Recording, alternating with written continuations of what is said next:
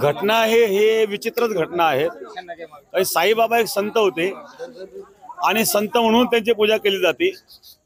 आता संताला कोणी भगवान म्हणून पूजत असेल तर त्यांचा भावनेचा प्रश्न आहे, कारण गुरुला आपण भगवान म्हणून पूजतो। गुरुर् ब्रह्मा गुरुर्विष्णू गुरुर्देव महेश्वरा गुरु साक्षात परब्रह्म तस्मै श्री गुरुवे नमः। आपण गुरुला साक्षात परब्रह्म म्हणत असतो आणि म्हणून गुरुची पूजा आपण देव म्हणून जरी केली तर तो पूजा करणाराचा विषय आहे। दुसरी महत्त्वाची गोष्ट, साईबाबांना मुसलमान ठरवण्याचा जो प्रयत्न केला जात आहे हे अतिशय दयनीय गोष्ट आहे, कारण साईबाबा हे मुसलमान नव्हते।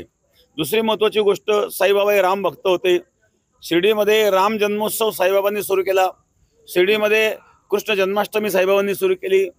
साईबाबा जर मुसलमान होते मग राम जन्मोत्सव त्यांनी काय केला, कृष्ण जन्माष्टमी त्यांनी का साजरी केली? आणि ते ज्या ठिकाणी राहत होते ती जागा मस्जिदीची जरी असेल तरी ते द्वारकामाई म्हणत होते। द्वारकामाई हा शब्द म्हणजे भगवान कृष्णाला उद्देशून आहे की भगवान कृष्णाचे ते भक्त होते।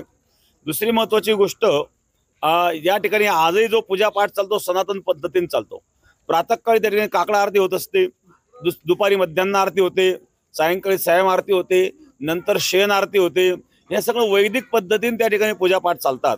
दुसरी महत्त्वाची गोष्ट, या ठिकाणी आणि कुठल्याही इस्लामचा त्या ठिकाणी काही संबंध नाही आहेत। संत हे सर्वांचे असतात आणि साईबाबा हे संत होते, साईबाबा संत आहेत, संत संतांना ओळखतात।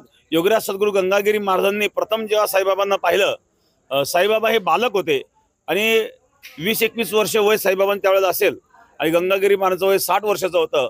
जवळजवळ गंगागिरी महाराज हे साईबाबांना 40 वर्षांनी वडील होते आणि परिपक्व अवस्थेमध्ये 60 वर्ष गंगागिरी महाराजांचं वय होतं। संपूर्ण महाराष्ट्रामध्ये गंगागिरी महाराजांचा परिचय होता, एक नामवंत संत गंगागिरी महाराज होते।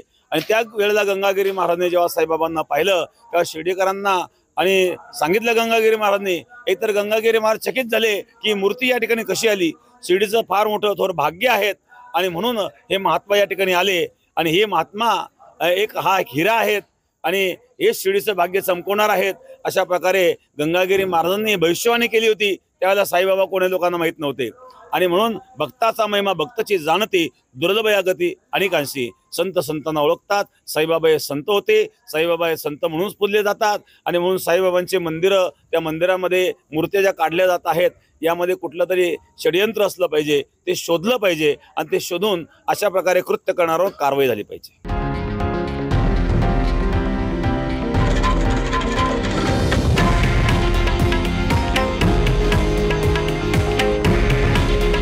हे आहे देशातील नंबर 1 न्यूज नेटवर्क आणि आपण पाहत आहात TV9 मराठी। काळजी तुमची, हित महाराष्ट्राचं।